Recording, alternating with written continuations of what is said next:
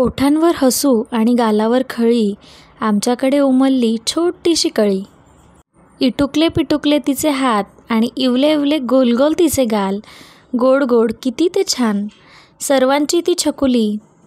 पण तिचं नाव काय ठेवायचंय तर तेच तर ठरवलंय आज. नमस्कार, सगळ्यांचं आमच्या यूट्यूब चॅनलमध्ये खूप खूप मनापासून स्वागत. तर मागचा व्लॉग तुम्ही पाहिला असेल आणि तुम्हाला सगळ्यांना माहिती झालं असेल की गोड गोंडस कन्यारत्न आम्हाला प्राप्त झालं आहे. लक्ष्मीच्या पावलांनी इवल्याशा परीचं आमच्या घरात आगमन झालं आहे. तिचा जन्म झाला आणि दिवसामागे एक एक दिवस कसे लोटू लागलेत काही कळेच ना. बाळाच्या जन्मानंतर त्याच्यावर केला जाणारा सर्वात महत्त्वाचा आणि पहिला संस्कार म्हणजे नामकरण विधी. आणि प्रत्येकच आईवडिलांना उत्सुकता असते त्या आपल्या बाळाला स्वतंत्र अशी ओळख मिळावी यासाठी त्यांची धडपड असते. नामकरण विधीनंतर बाळाला स्वतःची स्वतंत्र अशी ओळख मिळते. बाळाच्या जन्मानंतर 12व्या दिवशी बाळाचं नाव ठेवलं जातं आणि आमच्या आयुष्यातला सुद्धा हा तो महत्त्वाचा दिवस. आमची गोंडूशी परी आज 12 दिवसांची झाली होती आणि तिचं नाव ठेवण्याचा कार्यक्रम आम्ही आज ठेवला होता. अर्थातच तिची तब्येत सांभाळता आम्ही छोटासा सोहळा करण्याचं ठरवलं.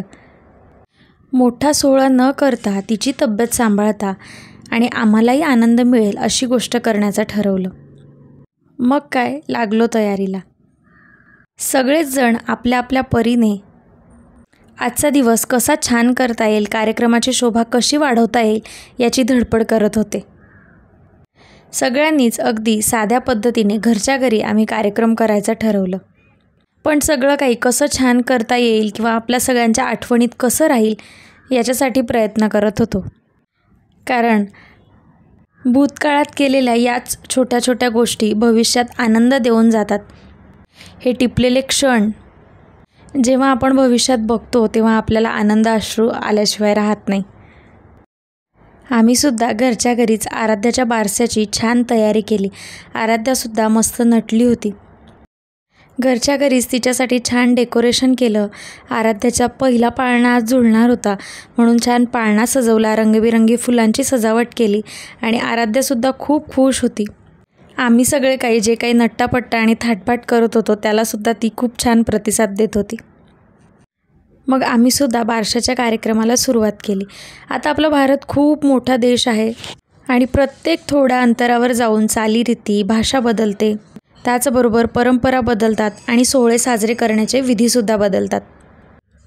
आजच्या व्हिडिओमध्ये तुम्ही आमच्याकडे बारसं कसं केलं जातं हे तुम्ही पाहणार आहात. तर सगळी सजावट केल्यानंतर बारशाच्या विधीला सुरुवात केली. तर सगळ्यात आधी माझ्या सासूबाईंनी पाळण्याची पूजा केली कारण त्याच्यानंतर आराध्याला आम्ही पाळण्यात झुलवणार होतो. आज आराध्याच्या बारसाच्या निमित्ताने मी माझ्या फॅमिलीची सुद्धा तुम्हाला ओळख करून देते. तर समोरील बाजूस ज्या उभ्या आहेत त्या आहेत माझ्या सासूबाई आणि आरती करत असताना माझी आई. आता पाळण्याची पूजा केल्यानंतर आमच्याकडे वरवंट्याची पूजा केली जाते. वरवंट्याला पिवळा कापड गुंडाळून त्याच्यावरती मंगळसूत्र गुंडाळून त्या वरवंट्याला खालीवर करत पाळण्याच्या भोवती गोल फिरवतात आणि फिरवताना कुणी गोपाळ घ्या, कुणी कृष्ण घ्या अशी छान गाणी म्हणतात. हा असा विधी 5 ते 7 वेळा केला जातो आणि त्याच्यानंतर तो वरवंटा जो आहे तो सगळ्यात आधी पाळण्यात झुलवतात आणि त्याच्यानंतर मग बाळाला पाळण्यात घालतात.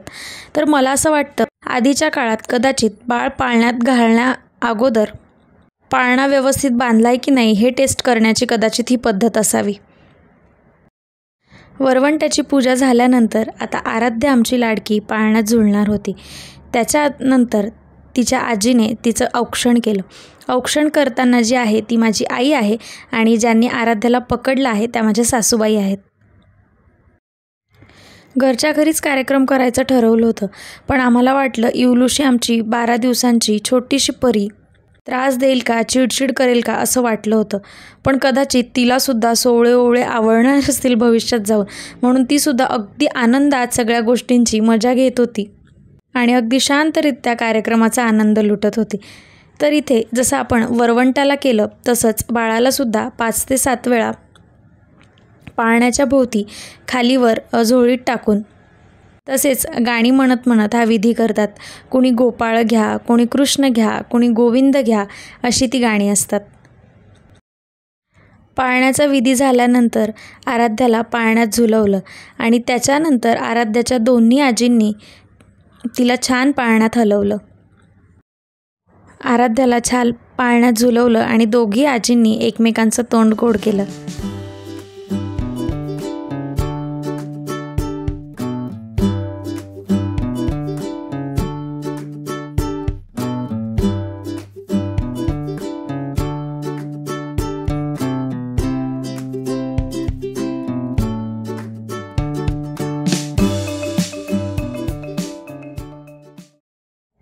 पाळणा झाल्यानंतर आता वेळ होती आराध्याचं नाव ठेवायची. तर आराध्याच्या बाबांनी तिच्या कानात आम्ही जे नाव तिच्यासाठी सुचवलं होतं, अर्थातच आराध्या नाव आम्ही तिचं ठेवलं, तर ते नाव आम्ही तिच्या कानात सांगितलं आणि तिला पाळणा झुलवला. आता आराध्याचं नाव आम्ही आराध्या असं का ठेवलं ते मी तुम्हाला सांगते. तर गणपती बाप्पांवर आम्हाला प्रचंड विश्वास आणि आम्ही दोघांनी पुण्यातल्या दगडूशेठ बाप्पांना तशी प्रार्थनासुद्धा केली होती. तर आराध्या या नावाचा अर्थ असा होतो की ब्लेसिंग्स ऑफ लॉर्ड गणेशा, म्हणजे गणपती बाप्पांचा आशीर्वाद. तर त्यामुळे आम्ही तिचं महत्त्वपूर्ण असं आराध्या नाव ठेवलं, कारण गणपती बाप्पांकडून मिळालेला आम्हाला गोड तो आशीर्वाद आम्हाला मिळाला, म्हणून आम्ही आमच्या लाडक्या लेकीचं नाव आराध्या असं ठेवलं. तिचं नाव ठेवल्यानंतर आता घरातल्या सगळ्यांनी तिला पाळणा हलवला. तर आता जे पाळणा हलवत आहेत आराध्याला, तर ते आहेत तिचे लहान काका. काकांनंतर तिला पाळणा हलवताना हा तिचा छोटासा मामा. तर असं सगळ्यांनी घरातल्यांनी एक एक करून आराध्याला छान झुलवत झुलवत पाळणा हलवला. पाळण्यानंतर आमच्याकडे एक विधी करतात, ते म्हणजे ओटी भरण. तर जेव्हा डोहाळे जेवण करतो तेव्हा सासरी ओटी भरली जाते आणि बाळाचा जन्म झाल्यानंतर आई आपल्या मुलीची ओटी भरत असते. तर तोच विधी आता माझी आई करत आहे.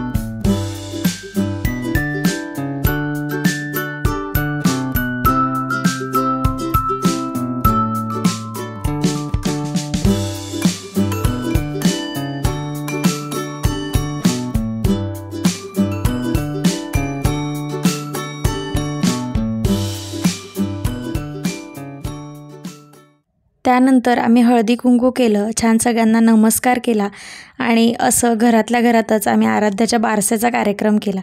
तर आता त्याच्यानंतर वेळ होती सगळ्यांनी आराध्यासाठी आणलेले गिफ्ट बघण्याची. तर असंच मस्त आम्ही आनंदात आराध्याचं बारसं साजरा केलं. तर आराध्याच्या बारशाच्या विधीमध्ये आराध्याचे दोघंही आजोबा नव्हते, तर पुढचे येणाऱ्या व्हिडिओमध्ये मी आराध्याचे दोघंही आजोबासुद्धा तुम्हाला दाखवेल. तुम्हाला आमच्या लाडक्या लेकीचं नाव कसं वाटलं आणि आम्ही केलेला बारशाचा कार्यक्रम कसा वाटला आम्हाला कमेंट करून सांगायला विसरू नका. आणि असंच तुमचं प्रेम आमच्या परिवारावरती राहू द्या.